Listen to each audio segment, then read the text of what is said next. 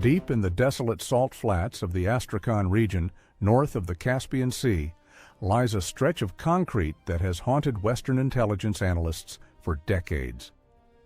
To the casual observer on Google Earth, it looks like just another sun-bleached airfield in the middle of nowhere, surrounded by the arid steppe. But to those of us who obsess over the shape of wings and the heat signatures of engines, the State Flight Test Center No. 929 in Akhtubinsk is hallowed ground. It is the Russian equivalent of Edwards Air Force Base or Groom Lake, the crucible where the Soviet Union, and now the Russian Federation, hammers its experimental concepts into weapons of war. It is a place of secrets where the heat shimmer off the runway often obscures shapes that are not supposed to exist. Recently, high-resolution commercial satellite imagery focused on the flight lines of Akhtubinsk has reignited a fierce debate that has been simmering in aviation circles for nearly 15 years. The images show a collection of flattened, jagged silhouettes parked on the expansive aprons, sitting alongside strange, wedge-shaped shadows that lack the familiar geometry of manned aircraft. We are looking at the operational heart of the Sukhoi Su-57 Felon program and its robotic companion, the S-70 Okhotnik. For years, the Su-57 was dismissed by many in the West as a vaporware show pony, a parade float made of fiberglass and optimism. But the activity at Akhtubinsk suggests something different.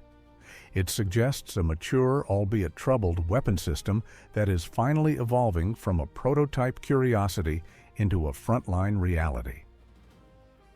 When you look at the satellite imagery, you're not just seeing aircraft, you are seeing the physical manifestation of a distinct national philosophy on air combat.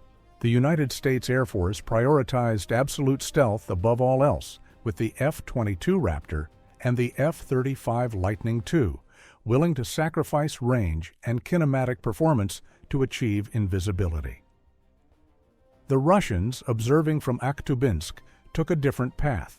They looked at the physics of stealth, the cost of radar-absorbent materials, and the geography of the Eurasian landmass, and they decided to build a Predator that does not hide in the shadows, but rather uses the shadows to ambush the hiders. If detailed technical breakdowns of aviation design and strategy interest you, subscribe. I have got more of these coming. To truly understand what the satellite found, we have to strip away the marketing hype and look at the machine itself. The Su-57 is a massive aircraft. When you see it parked next to a standard Su-27 flanker on the ramp at Akhtubinsk, the lineage is undeniable, yet the evolution is radical. The design is what aerodynamicists call a blended wing body, but Sukhoi refers to it as the centroplane concept. Unlike the F-22, which has a distinct fuselage and wing structures, the entire airframe of the Felon generates lift. The fuselage is flattened, stretched, and integrated seamlessly into the wing roots. This is not just an aesthetic choice, it is a volume solution. By flattening the central lifting body, Russian engineers created massive internal bays for weapons and fuel without creating the drag penalties associated with external stores. This centroplane design addresses the single biggest problem Russian aviation has always faced: the tyranny of distance. Russia is enormous. To defend its borders, an interceptor needs legs. The Su-57 carries a monumental amount of internal fuel, giving it a combat radius that dwarfs its Western counterparts. But this massive lifting body also contributes to its most controversial feature, which is its agility. We often talk about super maneuverability as if it is just a party trick for air shows, something to dazzle crowds at the MAX air show outside Moscow. However, at Akhtubinsk, maneuverability is tested as a survival mechanism. The aircraft features massive leading-edge root extensions that move. These are known as levcons, or leading-edge vortex controllers. On a standard fighter like the F-18 Hornet, the leading-edge extensions are fixed, generating a vortex that keeps air flowing over the wings at high angles of attack. On the Su-57, these extensions actually articulate. They can droop or rise to manage the center of pressure on the airframe. When the aircraft pushes into a post-stall regime, where the nose is pointed up but the plane is falling forward, these levcons can snap down to grab the air and force the nose back down, or adjust differentially to induce a roll when the ailerons have lost their authority. This allows the Su-57 to recover from spins and stalls that would result in the loss of airframe for almost any other jet in history. However, the satellite images also reveal the compromises. If you zoom in on the rear of the aircraft parked at the Flight Test Center, you notice something that makes stealth purists wince: the engines. For the majority of its life, and indeed for most of the airframes currently visible at Akhtubinsk, the Su-57 has been powered by the AL-41F1. This is technically a stopgap engine. It is a highly evolved derivative of the engine found in the Su-27, modernized with a digital control system and slightly higher thrust, but it is fundamentally older technology. The problem with the AL-41F1 is not its power. It produces plenty of thrust. The problem is its stealth signature. The engine nacelles on the Su-57 are round, leaving significant gaps between the engine and the flattened fuselage structure. In the world of low observable technology, gaps and round shapes are enemies. They reflect radar waves rather than scattering them. Furthermore, the nozzles are exposed. Unlike the F-22, which uses flat, two-dimensional nozzles to bury the thermal signature and scatter radar return from the rear, the Su-57 currently uses standard round nozzles. This means that from the rear aspect, the Felon glows like a Christmas tree on thermal imaging and presents a massive radar cross-section. This brings us to the holy grail of the Akhtubinsk testing program, the engine known as Izdelia 30, or Product 30. This is the true fifth-generation engine intended for the jet. Satellite watchers and intelligence analysts have been scrutinizing the flight lines for years, looking for the telltale serrated nozzles of this new power plant. The Product 30 is designed with stealth in mind, featuring chevron nozzles similar to those on the F-35 and B-7087, which mix cool bypass air with the hot exhaust to lower the thermal signature. It is also purported to have significantly higher dry thrust, allowing the Su-57 to supercruise, fly at supersonic speeds without using fuel-guzzling afterburners, with a full combat load. Without this engine, the Su-57 is essentially a stealthier, more agile Su-35, but not a true leap in kinematic performance. The presence of the Product 30 on test, stands, and on specific airframes at Akhtubinsk confirms that the Russians are struggling but progressing. Developing a high-bypass military turbofan is arguably harder than building a nuclear weapon. It requires metallurgy and single-crystal blade manufacturing capabilities that only a handful of nations possess. The fact that we are finally seeing these engines installed suggests that the teething problems with the hot section turbine blades are being overcome, although slowly. Let us move from the engines to the skin. One of the most common criticisms labeled against the Su-57, often derived from close-up photography at air shows rather than satellite imagery, involves the build quality. Observers have noted exposed screw heads, rivets that are not flush, and panel gaps that seem inconsistent with very low observable standards. This is a valid critique, but it misses the strategic intent. The Russians know they cannot match the manufacturing tolerances of the United States. They do not have the robotic manufacturing infrastructure that Lockheed Martin uses to weave the skin of the F-35. Instead of aiming for broadband invisibility, where the plane is invisible to all radar frequencies from all angles, Russian engineers aimed for frontal-sector stealth. The shape of the Su-57 is optimized to deflect X-band radar waves coming from the front, the kind used by fighter fire control radars.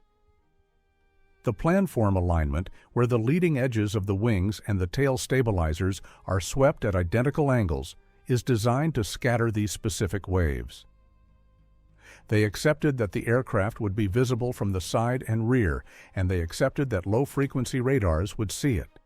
They made a calculated bet that in a head-on merge they could get close enough to shoot before being targeted. This philosophy is reflected heavily in the avionics suite, which is perhaps the most fascinating aspect of the development work at Akhtubinsk. The Su-57 is not just a fighter, it is a flying antenna farm.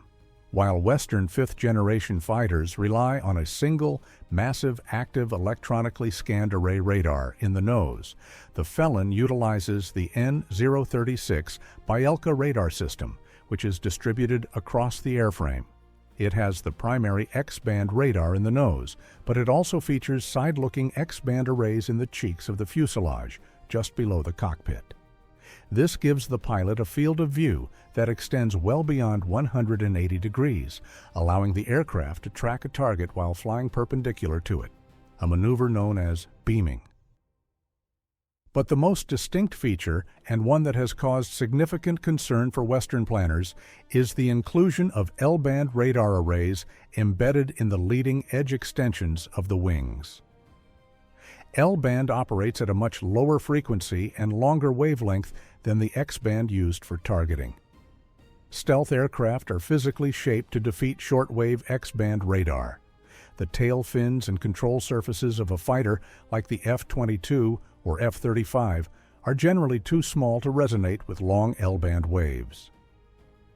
By embedding L-band emitters in the wings, the Su-57 is designed to detect the presence of stealth fighters.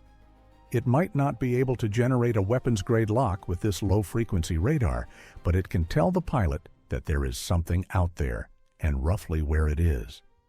This allows the Su-57 to orient its optical sensors, the 101KS Atoll infrared search and track system, toward the threat. The Atoll system is another critical piece of the puzzle, visible in the geometry of the airframe. The distinctive round turret in front of the cockpit is an infrared search and track sensor. While the F-22 lacks an IRST, the Russians have always prioritized it.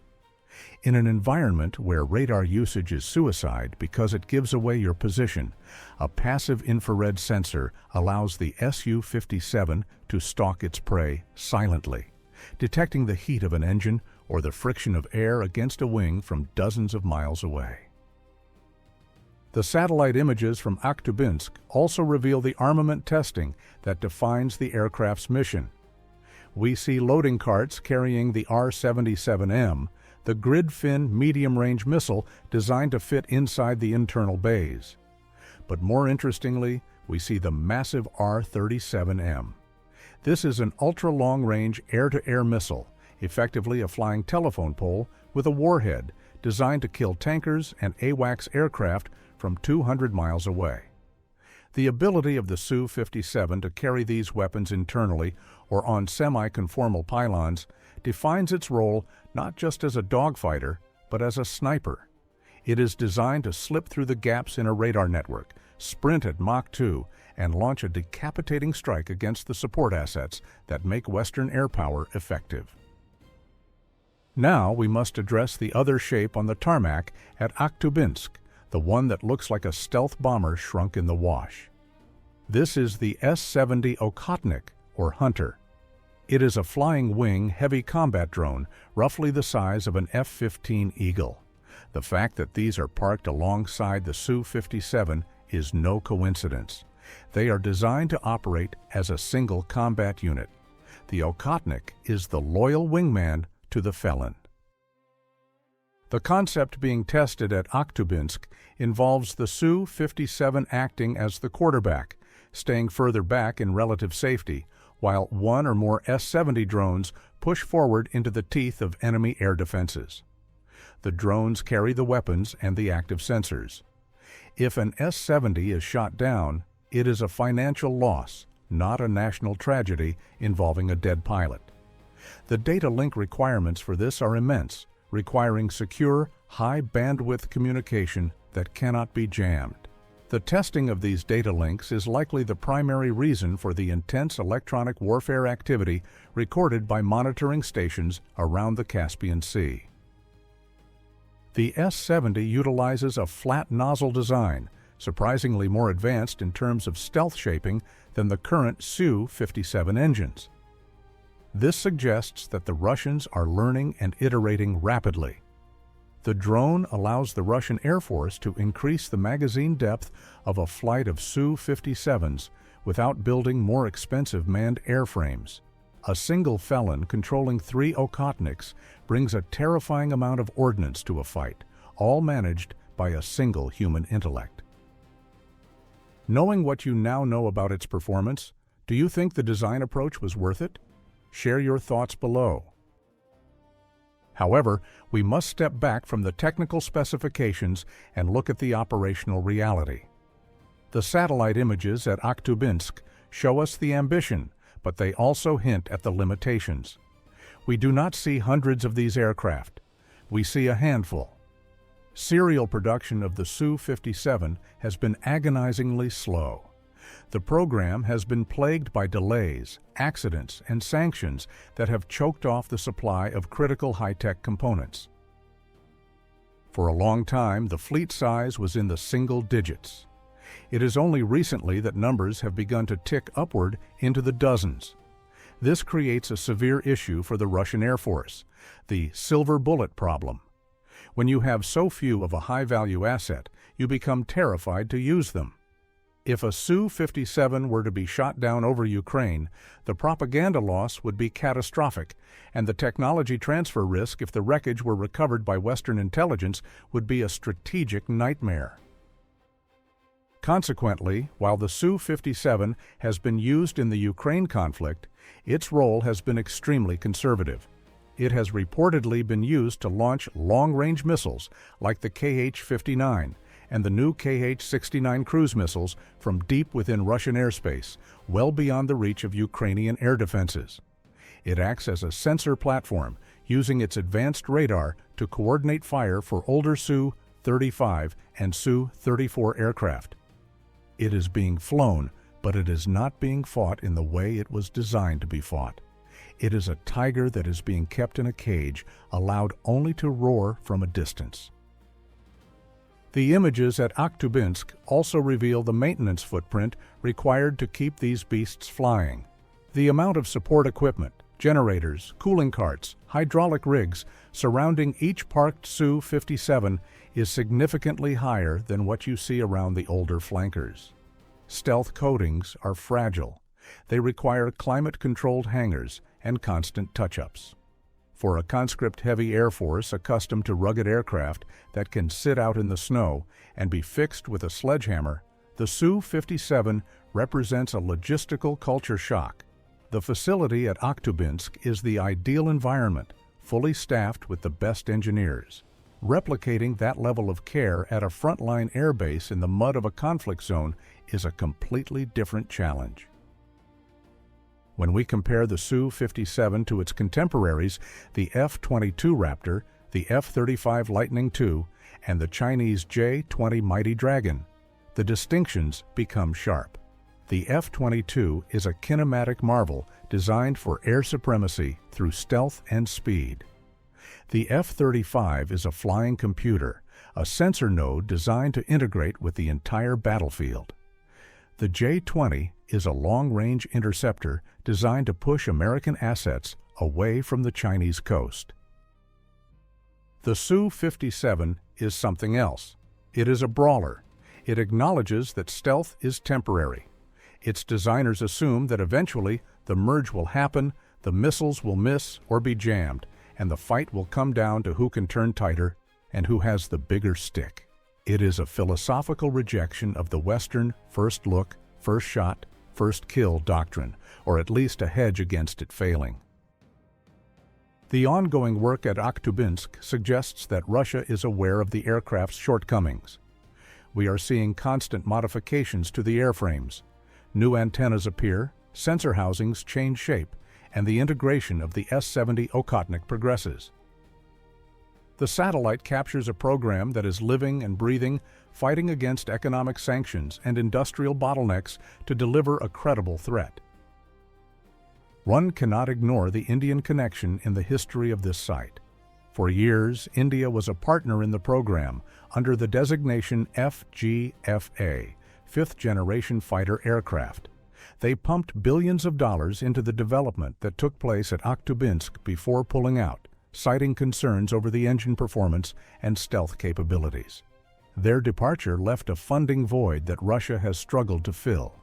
The activity we see now is Russia going it alone, trying to finish a project that was meant to be a joint venture. The legacy of the Su-57 will likely not be defined by massive fleet numbers. It will never be produced in the thousands like the F-35. It may not even reach the hundreds. Instead, its legacy will be found in the technologies it incubates. The radar integration, the electronic warfare suites, and the unmanned teaming concepts being tested on the concrete at Akhtubinsk will filter down to the rest of the Russian Air Force. We are already seeing technologies from the Felon appearing on upgraded versions of the Su-35. Furthermore, the aircraft serves a vital political purpose. In the visual language of modern superpower status, a fifth-generation stealth fighter is a mandatory vocabulary word. By parking these jets at Akhtubinsk, visible to the satellites of the world, Russia is signaling that it remains a premier aerospace power, capable of playing at the highest level of military technology, regardless of the economic reality. However, the visual evidence of the engines remains the most telling detail. The continued reliance on the older AL-41 variants on most airframes tells us that the industrial base is lagging behind the design bureau. The mind is willing, but the hands are tied. The Su-57 at Akhtubinsk is a masterpiece of aerodynamics held back by the limitations of metallurgy and manufacturing consistency. There is also the question of the internal weapons bays. While we know they exist, open-source intelligence on their actual usage is scarce compared to Western jets. The mechanism for opening these doors into a supersonic airstream is incredibly complex. Acoustics and vibration can tear a missile apart before it even leaves the rail. The testing at Akhtubinsk focuses heavily on this separation physics. The distinct tunnels between the engine nacelles, where the primary bays are located, create a unique airflow environment.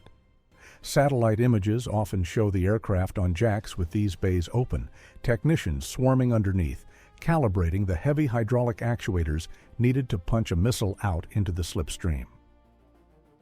We must also consider the pilot. The human element at Akhtubinsk is the elite of the elite. The test pilots flying these machines are the heirs to the men who tested the Soviet space shuttle.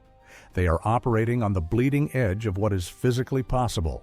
The Su-57's cockpit, with its wide-angle holographic HUD and massive multifunction displays, is designed to reduce the workload, but the sheer capability of the machine demands a pilot who can think in 3 dimensions while managing a complex sensor fusion picture. The training pipeline to produce such pilots is just as bottlenecked as the production line for the engines. The narrative of the Su-57 is often polarized between useless junk and unbeatable superweapon. The truth, as always, lies in the gray concrete of Akhtubinsk. It is neither. It is a highly capable, compromised, dangerous machine. It is a reflection of a nation that prioritizes lethality and hard power, willing to cut corners on safety and finish to achieve raw performance. The satellite did not find a fleet of alien spacecraft ready to conquer the world. It found a work in progress. It found a test program that is grinding forward, inch by inch. The jagged silhouettes on the tarmac are a warning that Russian aviation engineering is not dead. It is struggling, yes, but it is still capable of producing machines that demand respect and caution. The Su-57 may not be the stealthiest plane in the sky, but if it survives the merge, it might just be the deadliest. As we continue to watch Akhtubinsk from orbit, we will be looking for the next evolution. Will the S-70 Okhotnik enter full production? Will the Product 30 engine finally become standard? The pixelated images from space will give us the clues, but understanding the intent requires looking past the pixels and into the mind of the designers who built these machines. They built them not to win an air show, but to win a war in the only way they know how, with brute force, cunning, and a disregard for the established rules of the game. If you found this analysis useful, a like helps more people discover these deep dives. Thanks for watching.